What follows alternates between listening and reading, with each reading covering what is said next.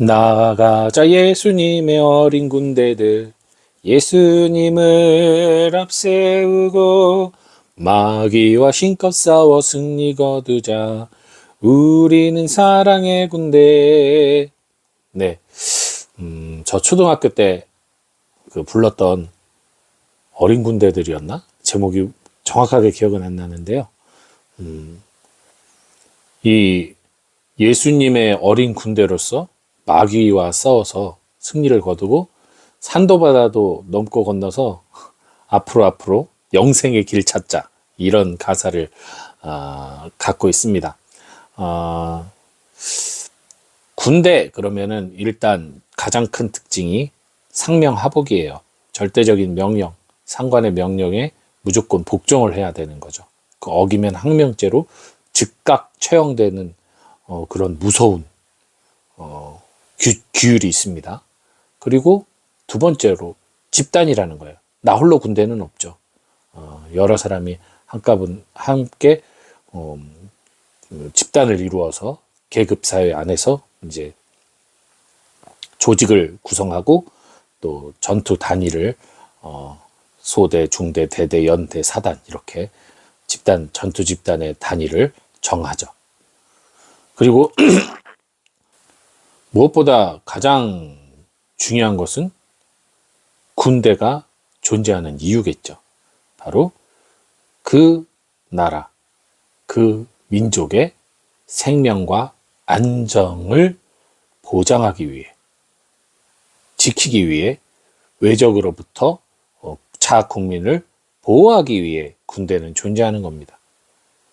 이 세 번째 보호의 의무를 거슬렀을 때 우리는 그것을 쿠데타,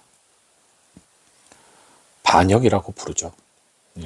자국민을 보호하는 것이 아니라 자국민을 치고 자신의 나라를 망친다면 그것은 내란이고 반역이고 쿠데타가 되겠죠. 이미 그것은 군인으로서의 정신을 망각하게 되는 거죠. 그래서 아까 처음부터 말씀드렸던 상명하복이라던가 조직이라던가 이것이 엄격하고 또 잘 구성되어야만 군대가 존재하지만, 무엇보다도 그 조직이 훌륭하다고 해서 군대가 훌륭한 것이 아니라 그 조직을 구성하는 구성원, 특별히 그 구성원 중에 지도자의 역할을 하는 사람들이 정상적이고 올바르고, 그리고 나라를 사랑하면서 또 군인 정신으로 무장되어야만 그 부대가 강하고 훌륭한 군대가 될 수가 있겠죠. 아까 말씀드린 것처럼 예수님의 어린 군대들, 마귀와 힘껏 싸워야 하는 군대들. 사실 우리 그리스도인들은 지금 이 세상과 싸워야 할 주님의 군대입니다. 저희들 다 주님의 군대예요. 계급이 뭔지는 잘 모르겠습니다만 우리는 각자의 삶의 영역에서 충실하게 그리스도인으로 살아가는 직분을 부여받았어요. 우리의 전쟁은 생활에 있습니다. 이 생활 자체가 전쟁터예요. 이 치열하게 살아가는 세속의 삶도 전쟁터지만 사실 신앙인으로서의 삶도 전쟁터와 같습니다. 끊임없이 양심의 도전을 받고 끊임없이 신앙인으로서, 그리스도인으로서 살아가야 할 삶의 과정의 선택들을 우리는 살아가고 있어요.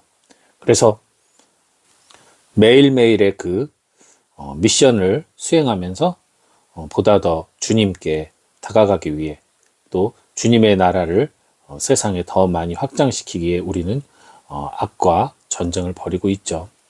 그런데 이 코로나라는 엄청난 뭐라 그럴까요? 핵폭탄에 의해서 사실 우리 그리스도교가 상당히 많은 부분에서 패퇴했어요. 그 폭탄을 잘 피하고 또 이 기회를 또 잘 활용해서 오히려 더 사탄의 세력을 무찌르고 그리스도인의 나라를 더욱더 확장시켰어야 되는데 그러지 못하고 많이 축소되고 위축되고 또 이렇게 지금은 점점 더 뭐라 그럴까요? 흔히 말하는 애국심이 사라지고 있죠. 하느님 나라에 대한 애국심. 그래서 많은 이들이 쉬는 교로 바뀌고 성당을 찾아오지 않고 있습니다. 그럴수록 지금 우리 아직은 하느님 나라를 포기하지 않고 있는 우리들이 적극적으로 세상을 향해 진출을 해야 돼요. 진격을 해야 돼요. 기도와 사랑과 선행의 우리 무기들을 가지고 이것이 끊임없이 개발하지 않으면 재래식 무기가 되는 거예요. 기도를 아무리 많이 해도 그것이 재래식 무기라면 지금의 사탄을 이겨낼 수가 없어요. 즉 지금 오늘날 이 세상에 필요한 사랑을 우리가 실천해야 되고 이 세상에 필요한 기도를 실천해야 돼요. 실행해야 돼요. 그렇기 때문에 계속 틀에 박힌 전통을 고수하면서 틀에 박힌 어떤 그 신앙관에서 벗어나질 못하면 이 변화되는 세상을 제대로 바라보지 못하고 악으로만 규정하면서 이해하려 들지 않으면 재래식 무기로는 예를 들면 천동설, 마녀사냥 이런 것들이 그 당시에는 그것이 당연하다고 여겼어요. 그죠? 당연하다고 여겼어요. 그 당시 중세 유럽에서는 그것을 어기는 사람이 사형을 당했으니까요. 그러니 어떤 천연두 같이 그런 어떤 흑사병 이런 것들 걸렸을 때도 마찬가지죠. 병의 원인을 찾는 것이 아니라 그거를 마귀의 소행으로 보고 귀족들이나 이런 사람들은 주변에 사람들 세워놓고 완전 주술처럼 그랬었단 말이죠. 이것이 인간의 무지에서 온 건데 어쨌든 그런 모습들 그 당시에 알 수 있는 지식이 없던 사람들이 잘못된 인식으로 그것을 하느님의 벌처럼 여기고 하느님의 단죄로 여기면서 사람들을 죽이고 고통스럽게 하고 박해했었단 말이죠. 그것은 분명히 옳은 게 아니잖아요. 당시에는 그게 옳았다고 생각했겠지만 그것을 알아차리고 변화해야만 그래야만 교회도 살아남고 성장하는 겁니다. 그렇기 때문에 지금 변화되는 이 세상의 그 흐름 그리고 지금 이 세상에서 보여지는 사탄의 전략을 잘 꿰뚫고 그 다음 거기에서 우리가 우리의 전략을 세워야지 무조건 예전의 전통만 고수하면서 버티면 제2의 천동설, 제2의 마녀사냥꼴이 나는 겁니다. 갈라치기가 되면 끝이에요. 그렇기 때문에 뭔가 바라보는 그 이전까지 바라봤던 것과는 다른 관점에서 모든 것들을 다시 바라보고 또 그 시대에 발맞춰 우리들이 새롭게 사랑을 실천하고 우리의 신앙을 고백하는 방법들을 연구하고 찾아내야 돼요. 그게 우리의 몫입니다. 그러지 않고 그저 이전부터 내려오는 전통을 어긋나는 것을 문제인 양, 죄인 양 생각하면서 호도하게 되는 경우 결국 교회는 도태되고 살아계신 하느님을 믿는 우리 것만 예전에 규율에 정해져 있는 죽은 하느님을 믿게 되기 때문에 사람들에게 하느님의 살아있는 하느님의 모습을 증거할 수 없게 되겠죠. 그래서 우리가 하느님 백성으로서 이미 갖고 있는 율법, 우리들의 어떤 교회법이라고 표현할까요? 법들은 기본적인 것은 언제든 존재하고 그것은 바뀌지 않아요. 1.1획도 바뀌는 건 없습니다. 기본적인 것. 하느님 사랑과 이웃 사랑. 그죠? 하지만 나머지 부분들은 늘 그 시대에 맞춰서 다양하게 변화할 수 있고 또 실행될 수 있어야 됩니다. 여러분들이 하셔야 될 부분이에요. 저도 마찬가지고. 우리 함께 기도하면서 서로 그것을 나누고 뭐 좋은 글 퍼서 올리고 무슨 의미가 있습니까? 그 글을 퍼서 올리는 게 아니라 그 글 안에서 느낀 바를 내가 성찰하고 실행하고 또 전파해야죠.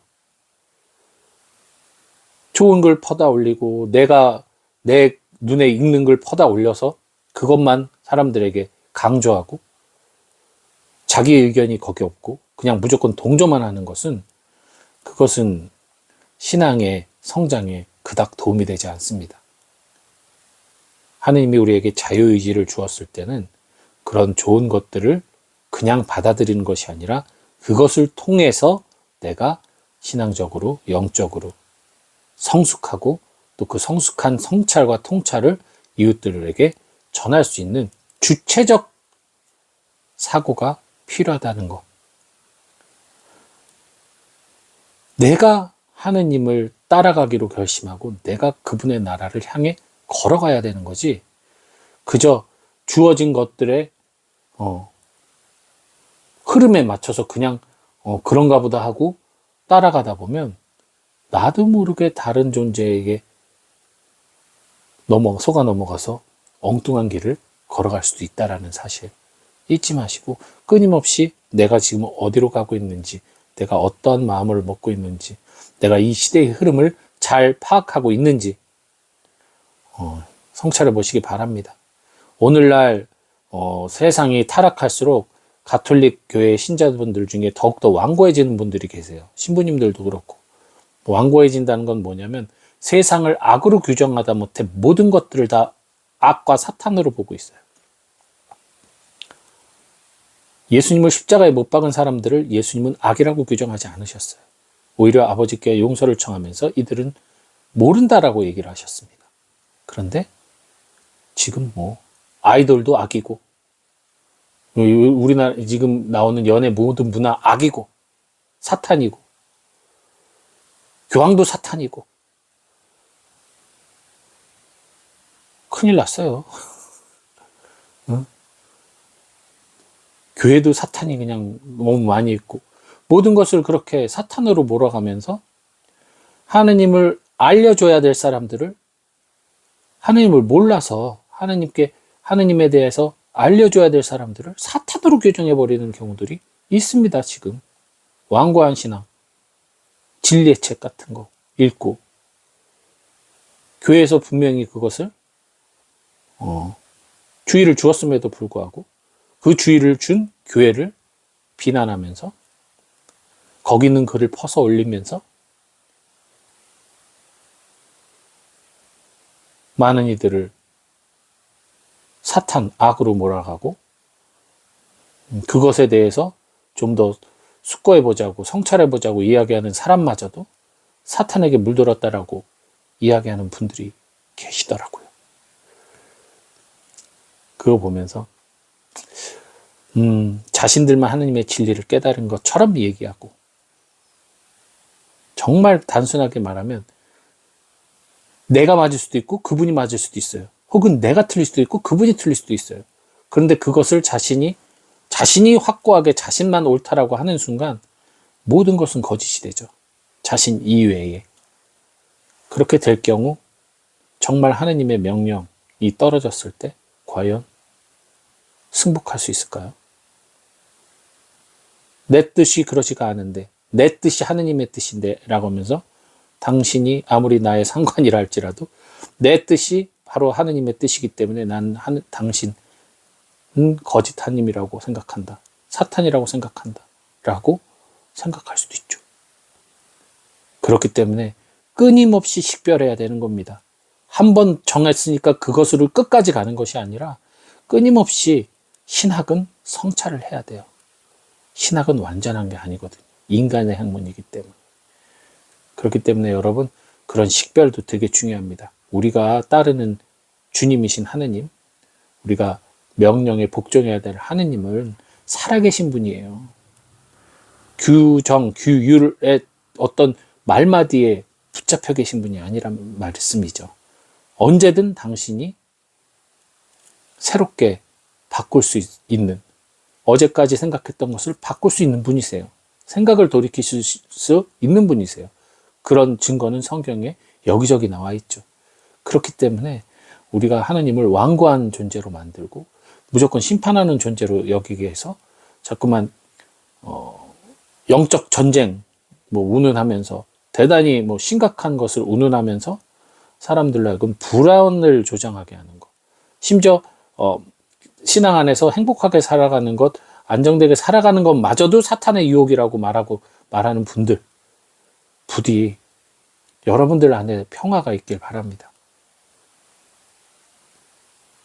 우리 신자분들 사이에 평화가 없는 것도 저 같은 종교 지도자들의 부족함 때문이라고 저는 생각을 하거든요.